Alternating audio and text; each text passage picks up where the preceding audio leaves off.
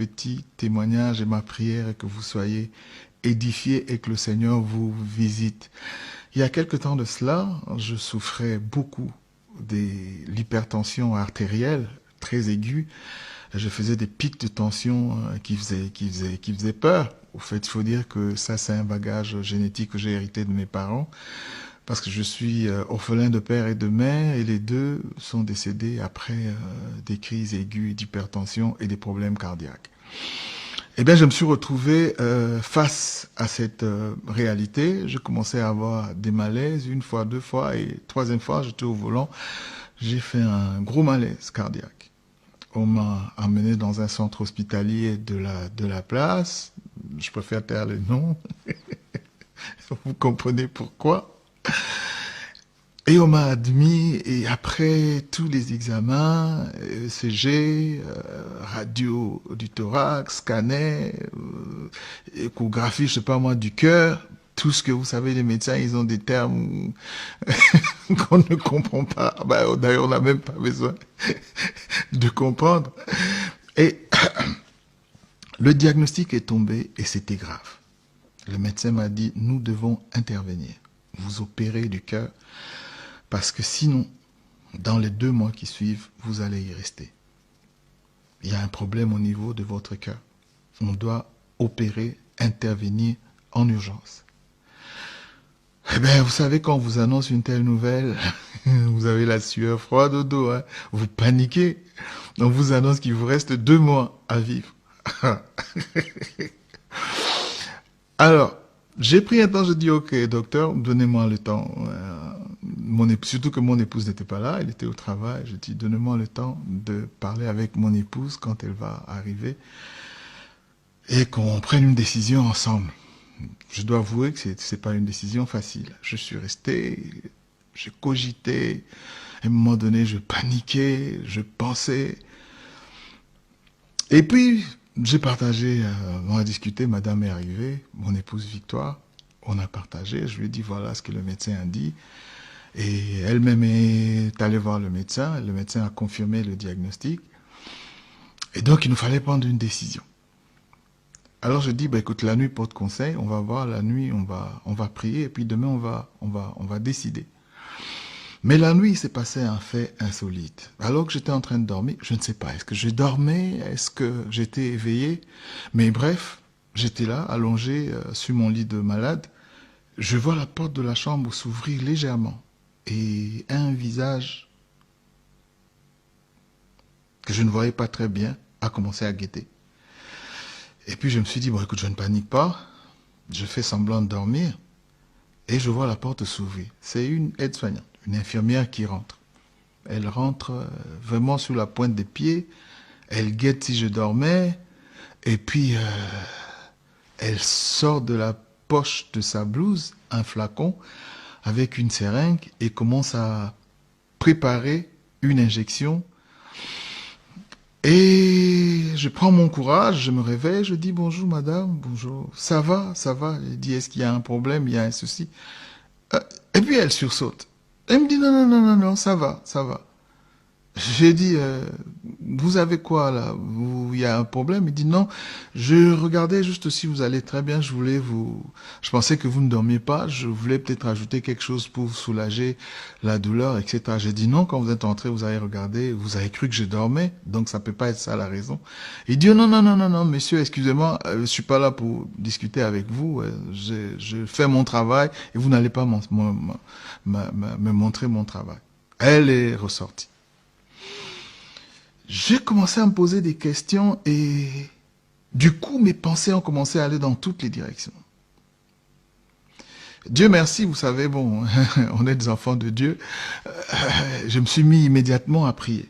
J'ai commencé à prier, et plus je priais, je commençais à pleurer, j'ai paniqué, je me dis Seigneur, j'ai l'impression de me trouver dans un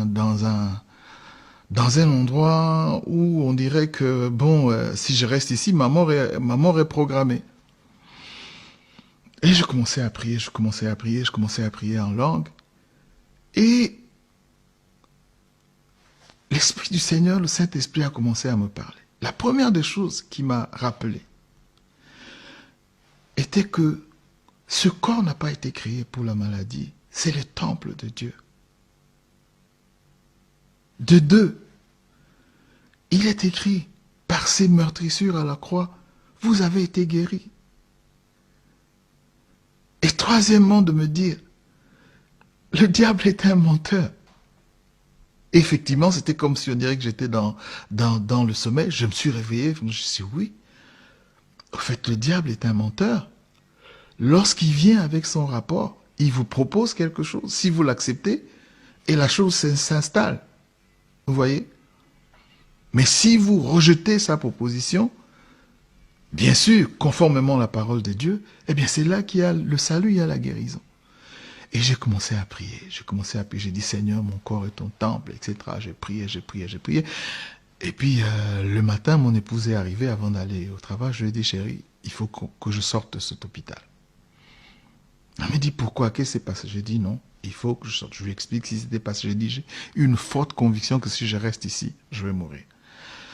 On a discuté, elle est allée aussi parler avec les médecins ont rappliqué, ils sont arrivés, messieurs, vous êtes inconscients, c'est pas sérieux, vous ne savez pas ce que vous avez, ne jouez pas avec ça, il vous reste trop peu de temps à vivre, etc.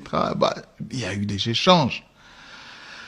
Moi, j'ai dit, je ne change pas, ma décision est prise, je quitte l'hôpital maintenant. Ils m'ont dit alors, dans ce cas, vous nous signez un papier. J'ai dit, très bien, emmenez le papier. J'ai signé un papier comme quoi il va m'arriver, ce qui va m'arriver, ce sera sous ma responsabilité. J'ai quitté l'hôpital. Mais puis, bon, je me suis senti mieux quelque temps. Après, plus tard, on se retrouve en Afrique du Sud et j'ai accompagné madame pour ses contrôles, etc. Et on a fait un petit check-up sur moi. La tension était encore montée. Oh là là. C'est des pics de tension parfois de 21, 14, 21, 15. Ceux qui connaissent, ils savent que c'est énorme. Mais j'avais l'air normal. Et les physicians, en Afrique du Sud, ils disent des physicians. Et la femme qui nous auscultait, le médecin, a dit non, je dois tout de suite appeler l'ambulance, on doit vous admettre aux urgences. Votre cas est sérieux, vous pouvez faire une attaque. Et ils appellent là-bas, ils disent, you can have a stroke. Tu peux avoir une attaque. Et j'ai dit non. Ils disent, on vous emmène aux urgences. On m'a amené effectivement aux urgences. Et quand j'arrive aux urgences, tout le monde a paniqué. Parce que tous les indicateurs étaient au rouge. Et ils ont commencé à me poser des questions. Est-ce que vous avez été dans des pays à grosse endémie, où il y a des grosses épidémies? J'ai dit non. Les seuls voyages que j'avais fait, j'ai dit on était en France, on est revenu. Et puis là, on est en Afrique du Sud, c'est tout. Donc j'ai pas voyagé. Ah, mais ils m'ont mis en quarantaine, en isolation complète, totale, personne n'avait accès à moi dans une sorte dans une pièce qui était comme je sais pas, une capsule d'astronaute ou module lunaire, je sais pas trop. Il y avait plein de médicaments et on m'a branché plein de trucs sur le corps. Et les médecins ont commencé à travailler, ils étaient peut-être, je sais pas, une dizaine. Ils ont fait tout ce qu'ils avaient à faire. Moi, j'ai dit, mais écoutez, est-ce que je suis venu avec mon épouse, elle va s'inquiéter. Est-ce qu'elle peut venir au moins avec moi? Et ils ont dit, non, vous êtes en quarantaine, personne ne peut rentrer ici. Oula, ça commençait à bien faire. Mais bon, ils m'ont administré des médicaments, ils m'ont dit que vous restez en observation. Donc, je suis resté. Et quelques temps après, j'ai eu sommeil et je me suis endormi. Et pendant que j'étais en train de dormir, j'ai senti la présence d'une personne, comme quelqu'un qui est rentré dans la salle. Mais entre-temps, je priais. Hein. J'ai prié, je me suis dit, Seigneur, cette histoire, je sais pas, ça commence à bien faire, cette histoire de tension. Mais je priais, je répétais pratiquement les mêmes paroles, les mêmes prières que Seigneur, par tes maîtres sur la croix, nous avons été guéris, etc., etc. Seigneur, mon corps est ton temple. Seigneur, il n'y a pas de place dans ma maladie. Satan récupère tout ce qui est à toi et tu dégages. Vous savez, les prières que nous faisons, comme ça, de manière simple, mais qui ont des gros effets dans le monde spirituel. Et puis, la personne est rentrée, s'est assise à côté de moi et m'a touché la main. Ah, je me suis dit, c'est qu'ils ont laissé entrer mon épouse, parce que sa main était très douce, comme la main de mon épouse. Sa main était douce, elle m'a touché, et je me suis dit, enfin elle est là. Donc ça m'a apaisé un peu, je me suis dit, donc elle ne va pas s'inquiéter, elle est avec moi. Donc ça m'a apaisé, je me suis endormi. Et puis, j'entends le bruit autour. C'est une sorte de remue-ménage. Et c'est ça qui m'a réveillé. Il y avait une aide-soignante qui tournait, qui regardait et qui se demandait, mais qu'est-ce qui s'est passé ici? What happened here? Elle tournait, elle appelait les médecins, et puis les médecins venaient, disent, monsieur, ça va? J'ai dit, oui, ça va. Ils ont regardé, ils disent, non, on n'a pas compris. Toutes les machines, tout s'est stabilisé, tout est redevenu normal. Or, comment ça?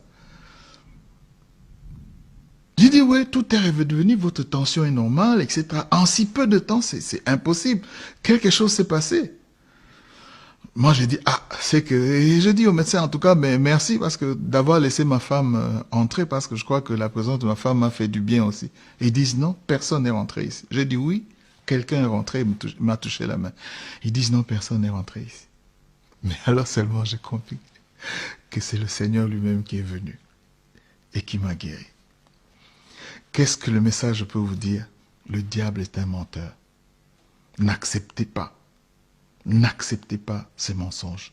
Résistez-lui et chassez-le avec tous ces mensonges. Et lorsque vous avez la foi en Dieu, il s'appelle Jehovah Jireh. Il nous guérit de nos maladies. Il faut toujours garder une foi ferme parce que tout est possible à celui qui croit. Et à Dieu, tout est possible. Que Dieu vous bénisse. Shalom.